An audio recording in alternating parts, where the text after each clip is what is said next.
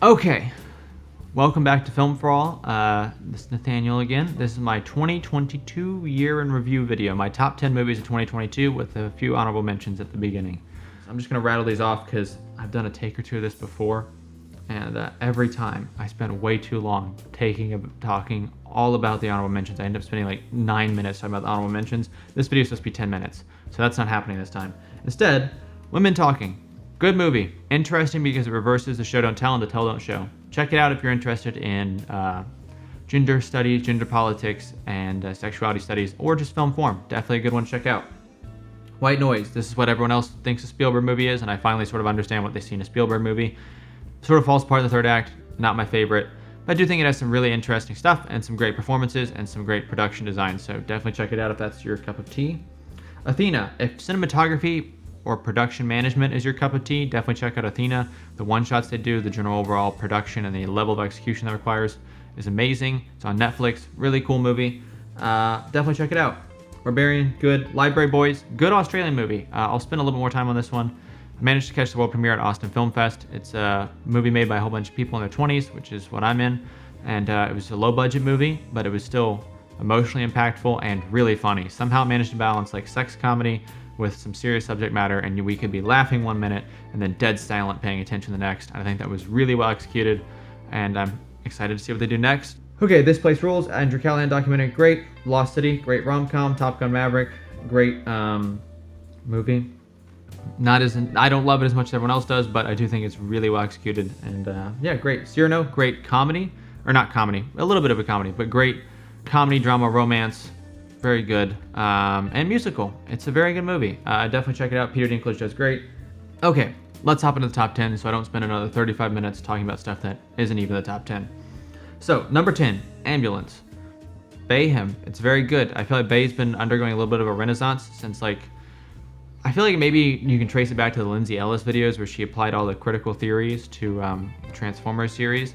So if you're into film theory or film criticism, definitely check out Lindsay Ellis's explanations of all those theories by applying them to Transformers. They're super fun, super informative, great videos. But I feel like more YouTube review analysis sort of stuff, I feel like since Patrick H. Willems' sort of video on him, we've been undergoing a little bit of a renaissance where we're like, oh, Michael Bay might sort of make bad movies, but there's still fun in them and there's still stuff to look for. And I think maybe us people in the 90s, that's what they thought about him too. But for my generation that was not born in the 90s, that all we know is the Transformer movies, and so seeing something like Ambulance, it goes, oh, okay, this makes sense now. I understand why people like his movies. It's absolutely insane.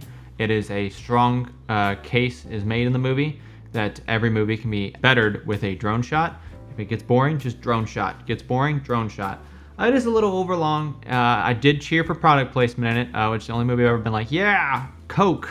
It was just such a fun embracing of his style and his insanity, and turning it up to 11. Performances are insane. Great movie. Batman. Don't have a lot to say about this one other than it's super well executed.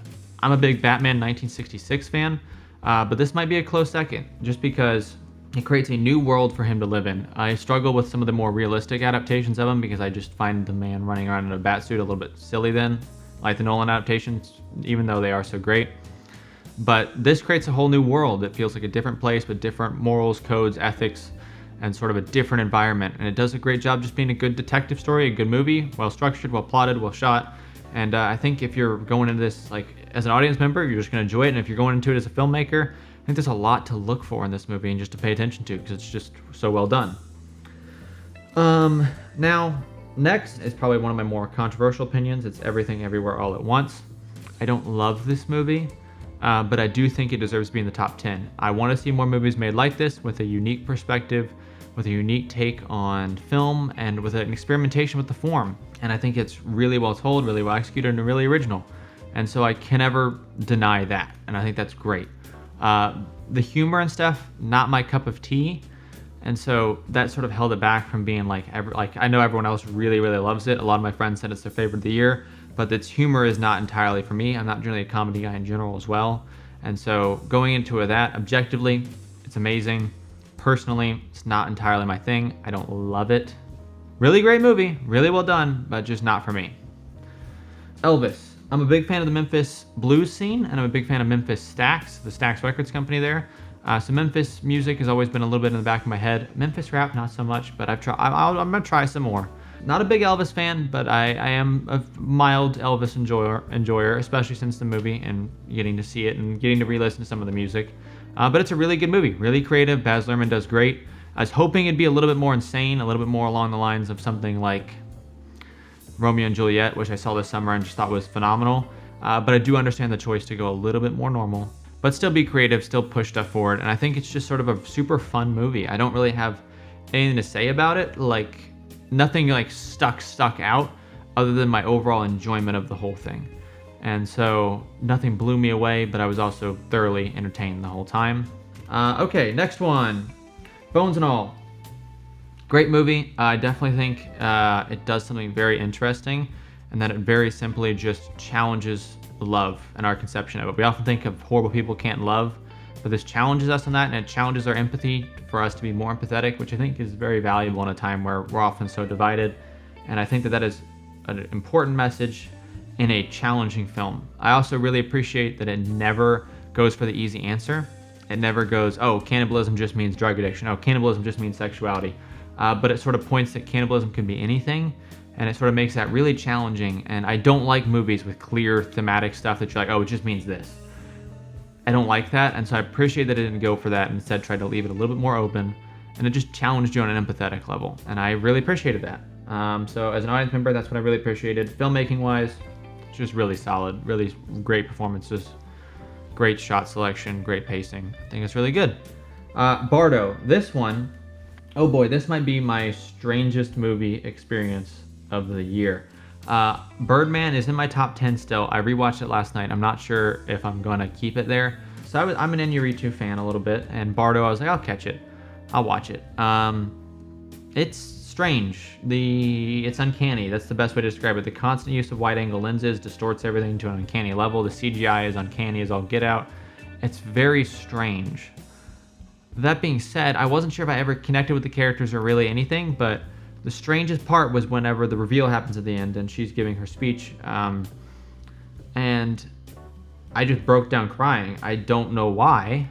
I just broke down crying. It was like, normally there's this build, right? Like, you feel for the characters, you sense it coming, and this inevitability happens, and then they just come out through your eyes, right? You sort of have this moment of release. But here it was just like, you're crying. It was just instantaneous like that.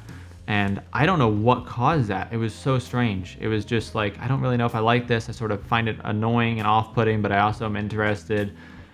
But then I just cried for a bit. And then in that same scene, something else happens, and I'm like, this is just weird again and uncanny to put me off. So my reaction to it's complicated, but since it did make me cry, there's something there that I want to look at later and try to examine. So I'm going to come back to the movie and try to figure out what that was.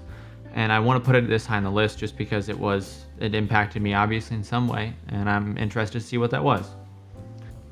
Number 4. So that was number 5. Now we're at number 4, Banshees of Inisherin. My first experience with Martin McDonagh was, I hope I said that name right, was with Seven Psychopaths. It was one of the first ever violent movies I saw. I grew up like never watching violent movies or R-rated movies, and so that was quite the shock. I will always remember that. But I've been sort of a fan ever since. I've caught 3 Billboards, love 3 Billboards. I really enjoy In Bruges. So I've sort of seen most stuff he's made except Six Shooter, and I was like, okay, I'll catch the new one. I enjoy his work, so I'm happy to see what he does here. And it's just something so, I don't want to say quaint. Quaint sounds bad, but it's so simple and so well executed that I found it quite refreshing. A lot of movies now try to like come out of the TV and preach to you or tell you something about the world or like, confront you in some way. And this just says, what a movie is a good story. So let's just make a good story. There's obviously some social, political stuff, and there's still themes and all that stuff that come out of the movie that you can take with you, but it doesn't feel like you're being forced to interpret it that way or forced to interact with it or forced to take that with you. Instead, you're open to take that with you, and I think that was a really positive thing to see. I like movies that just sort of bring you into a world, say, look around, take it in, what's going on, over here, over there, and then say, okay, now the movie's over, go about your way, take with you what you will. It's super well executed. The acting's great. The writing's great. It's funny. It's depressing. It's intense. It's strange. It pulls off a lot of moods really quickly. I think it's just a super solid movie. So, especially if you're into screenwriting, I definitely say check it out. Screenwriting and acting, I'd say those are probably the 2 biggest areas where you can really get something out of it. The cinematography is also pretty great though, and then its simplicity. So I think it's just a really solid movie, and definitely check it out. Okay, this one is maybe a little bit more controversial, but I do think it's the best documentary this year, and that is Genius, a Kanye trilogy, which is now interesting. Kanye trilogy, even though it's Ye. Interesting. I really enjoyed this. I saw part 1 in theaters, saw part 2 and 3 on Netflix back to back with my brother. I think it's just a super well done documentary. I find it especially passionate and electrifying. I'm going to use electrifying a lot for these last couple movies. Electrifying in its last bit. Or not last bit, first 2 bits. Just seeing the passion that Ye has and the passion that he exudes off the screen and how he pushes you and does all this stuff. It just makes you want to go do things. It makes you just want to get up and write stuff or do whatever your hobby is and just do it to the best you can. And it's captured so well by Cody Simmons. I think it's just amazing. He does such a great job capturing that and culling the footage and organizing it. It's just truly a masterclass. Part 3 falls off maybe a tiny bit. And I talked to a lot of people who like really didn't like part 3. Who said, "Oh, I just want to hear more about Ye. I didn't want to hear more about all of this sort of his view on things. He was inserting himself too much." On the one hand, I see that, but on the other hand, I think there's something to be said about inserting yourself a little bit there. To say, I'm a friend. I'm coming from a biased perspective, but not only that, providing a baseline a little bit is how I like to think of it. Like his life and the way life that Mr. Simmons chooses to live, and how he chooses to have kids and be a family man and pursue his passion, but in a quieter way, versus the way Kanye decides to go very loud and all this sort of stuff. It provides a nice baseline and contrast. Say, this is what he could be doing, but look at the insanity of his life now. I think that's really well done. So very good documentary. Definitely check it out. Okay, on number 2, Vortex. Vortex is the new Gaspar Noé movie. It is right here as well. I bought the Utopia Blu-ray. It's an amazing edition with a cool little slipcase. Definitely check it out since it's now available on release and other such stuff. But I'm a big Gaspar Noé fan. I don't like his movies, which sounds strange, but I don't like any of his movies. I like a lot of his music videos and short films, but his movies, I love them visually, but thematically, I always find them a little bit. I feel like he always goes a little bit too far, is what I'm trying to say. And just not exactly my cup of tea always. I really appreciate them, and I'd say he's a massive influence on me, but I don't love his movies. So when I found out that he was sober and that he was making some a little bit more somber and reining himself in, I said, okay, I have to see this. And I saw it in theaters. It was phenomenal. The use of split screen in the movie, oh my, it's totally different. It's unlike anything I've ever seen. It's so interesting. It keeps making me think, like, what happens if I were to close one of my eyes or like block off part of the screen and just watch one part? Like, would I get a different story? It's super interesting in that way. Super well executed. The performances are great. And he's so maximalist, and this feels so minimalist, but I guess it's almost maximalist then in its minimalism. Like, it's so slow and it's so painful that it almost becomes maximalist. And I think that is really interesting. It's just a great movie. It's really well done. It's really original. It's really emotional and impactful. And romance and family drama stuff is more my cup of tea. And that's all this is. So I loved it. Okay. Number 1 is Babylon. I'm a big Damien Chazelle fan. Obviously, La La Land is my top 3. So I was really excited to see what new movie he made, especially since it was going to be returning to the subject of Hollywood, and especially silent film. I'm a silent film guy. I remember watching a review where someone said it's trying to elicit nostalgia from you for an era that you've never lived. But I thought that was interesting because I was like, oh, maybe that's why I liked it so much, because I sort of do have a nostalgia a little bit for silent movies. They have a little bit of a warm spot in my heart. Not so much American silent movies, more German.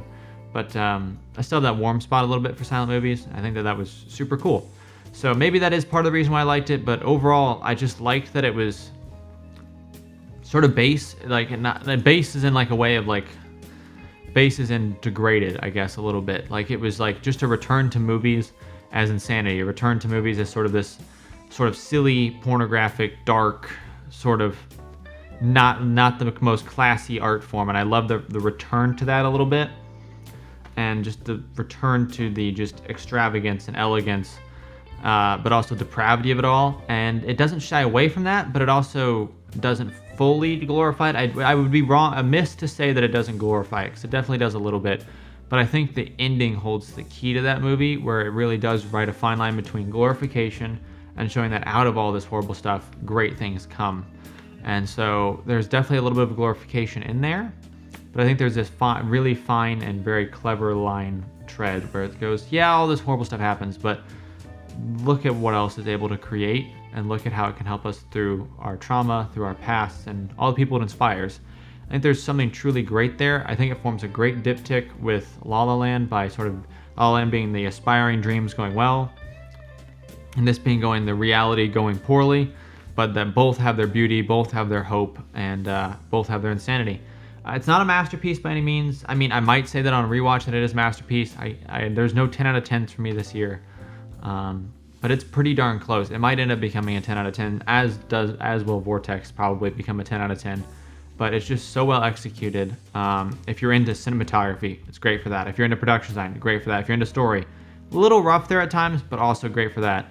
If you're wanting to see something that is a major Hollywood movie that I'm not sure how it was ever made, that has some amazing editing choices, an insane ending, and just goes for it, I think if creativity is the name of the game, it's hard to beat this movie this year, just in the pure insanity of it.